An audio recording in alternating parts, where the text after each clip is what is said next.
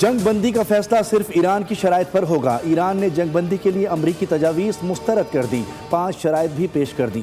ایران نے علاقائی ثالث کے ذریعے پیغام دیا ہے کہ وہ اپنا دفاع جاری رکھے گا۔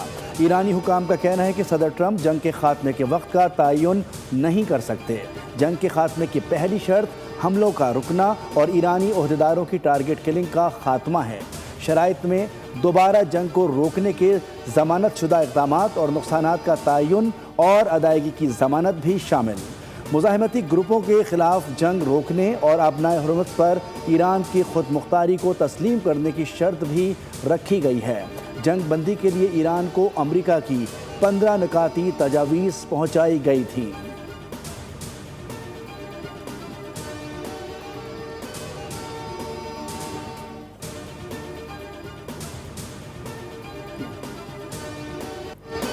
وزیر اعظم اور سعودی ولی عہد کے درمیان رابطہ، خطے کی تازہ صورتحال اور کشیدگی پر تبادلہ خیال۔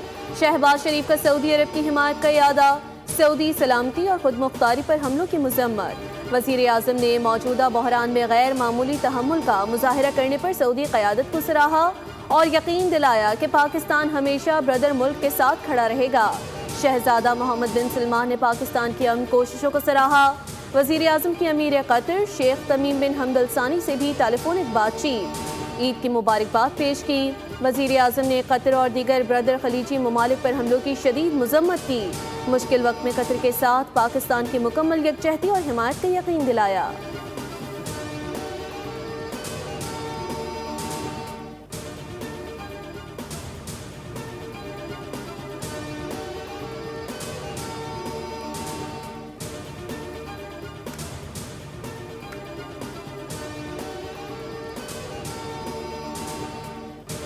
وزیر اعظم شہباز شریف کی آج صدر مملکت کے ساتھ اہم بیٹھک ملتوی ہو گئی۔ صدر کو ایران جنگ میں ثالثی کی کوششوں پر اعتماد میں لینا تھا۔ چیئرمین پیپلز پارٹی بلاول بھٹو زرداری کی وزیر اعظم سے ملاقات، وزیر اعلیٰ سندھ مراد علی شاہ اور وزیر اعلیٰ بلوچستان سرفراز بگٹی بھی شریک تھے۔ کشیدہ صورتحال کے پیش نظر اقدامات پر بات چیت، وزیر اعظم نے بلاول بھٹو کو اعتماد میں لیا۔ دونوں وزرائے اعلیٰ کی صوبوں میں سمارٹ لاک ڈاؤن سے متعلق حکمت عملی پر بریفنگ، کرونا دور کی طرز پر سمارٹ لاک ڈاؤن کے نفاذ سے متعلق وزیر اعظم نے صوبوں سے تجاویز طلب کر دی۔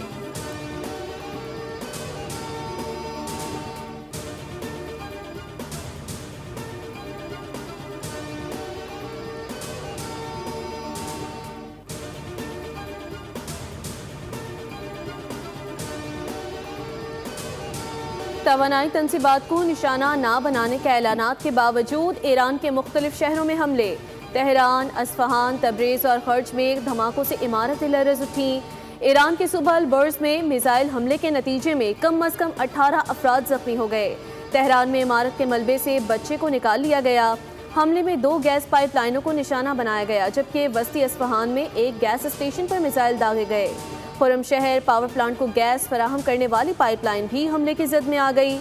اسرائیل کے لبنان پر بھی وحشیانہ حملے جاری، 24 گھنٹوں میں مزید 31 لبنانی شہید کر دیے۔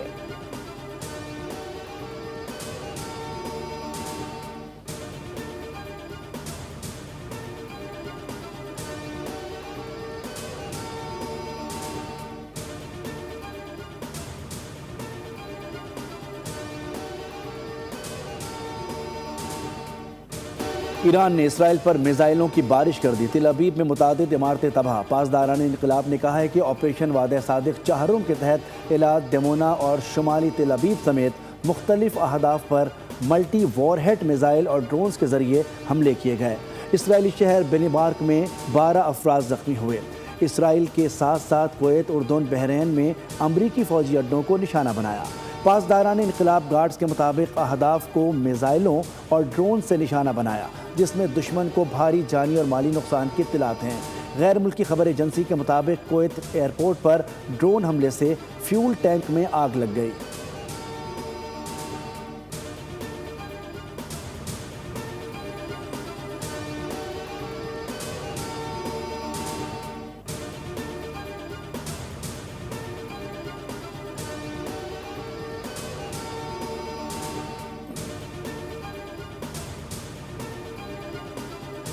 قطر نے ایران جنگ سے لا تعلقی کا اعلان کر دیا، کسی بھی کشیدگی کا حصہ نہیں بنیں گے۔ غیر متعلقہ ممالک پر حملے عالمی قوانین کی خلاف ورزی ہیں۔ جنیوا میں اقوام متحدہ کے اجلاس میں قطری نمائندہ عبد الرحمان کا موقف، کہا قطر نے شروع سے ہی اس جنگ سے خود کو الگ کر رکھا ہے، کسی بھی قسم کی کشیدگی کا حصہ بننے سے انکار کیا ہے۔ قطر نے متنبہ کیا، جو ملک تنازع کا حصہ نہیں، جس نے اپنی سرزمین بھی استعمال کرنے کی اجازت نہ دی ہو، اس پر حملہ امن کے لیے خطرہ ہوگا۔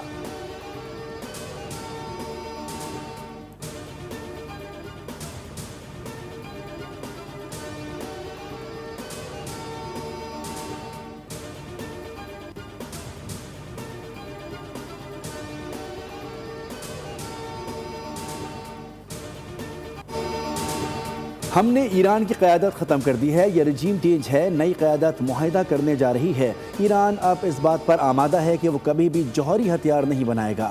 امریکی صدر ڈونلڈ ٹرمپ کا کہنا ہے کہ ایران اس بار سمجھداری سے بات کر رہا ہے۔ اب ہم صحیح لوگوں سے بات کر رہے ہیں جو معاہدہ کرنا چاہتے ہیں۔ ایران کے ساتھ جاری مذاکرات میں نائب صدر جے ڈی وینس، وزیر خارجہ مارکو روبیو، خصوصی نمائندہ اسٹیو وٹکوف اور مشیر جیریڈ کشنر شامل ہیں، جو اس عمل کو آگے بڑھا رہے ہیں۔ ٹرمپ نے دعویٰ کیا کہ ایران نے ہمیں تیل اور گیس سے متعلق بہت بڑا تحفہ دیا ہے، تحفہ بہت قیمتی اور آبنائے ہرمز سے متعلق تھا۔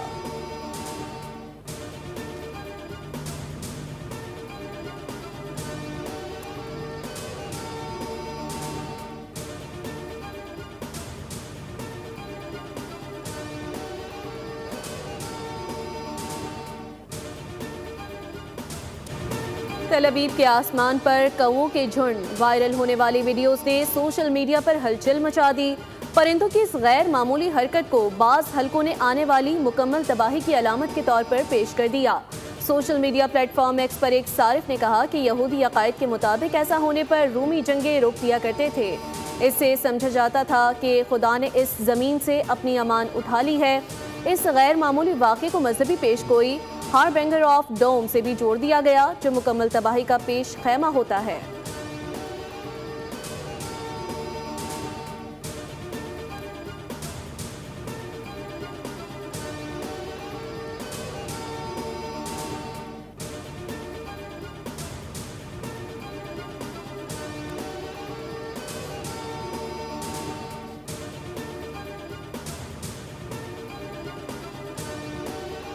پاکستانی سفارتکاری کے آگے بھارتی خارجہ پالیسی چاروں شانے چپ، پاکستان نے مودی سرکار کو ہر محاذ پر شکست دے دی، بھارتی جریدے دی وائر کا اعتراف۔ مودی سرکار کے بلند و بانگ دعوے بے نقاب، پاکستان کی عملی سفارتکاری نے بھارت کو پچھاڑ دیا، کہا کہ واشنگٹن نے دہلی کی جگہ اسلام آباد کی مشرق وسطیٰ میں اہمیت تسلیم کر لی۔ پاکستان امریکہ اور ایران کے درمیان اہم ترین سازش بن کر ابھرا۔ بھارت کی پاکستان کو تنہا کرنے کی حکمت عملی بری طرح ناکام ہوئی۔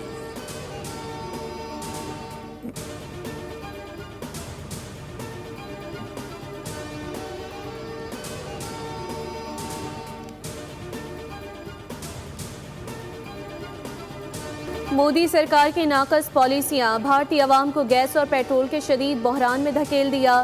خلیج میں کشیدگی کے باعث پوری دنیا توانائی کے بحران کا شکار۔ بھارت کا غریب طبقہ دوبارہ لکڑی اور کوئلے جلانے پر مجبور۔ خلیج ٹائمز کے مطابق بڑی تعداد میں بھارتی عوام گیس سے محروم ہے۔ مارکیٹس میں گیس کی قیمتوں میں ہوش ربا اضافہ۔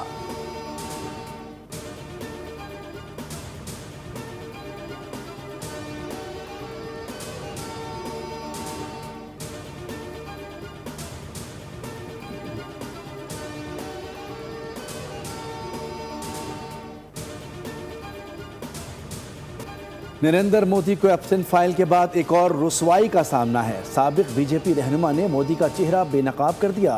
سبرامنین سوامی نے کہا کہ مودی نے 3 سے 4 خواتین کا جنسی استحصال کیا۔ انہوں نے دعویٰ کیا کہ ان خواتین کو پارلیمان کا رکن بنایا گیا۔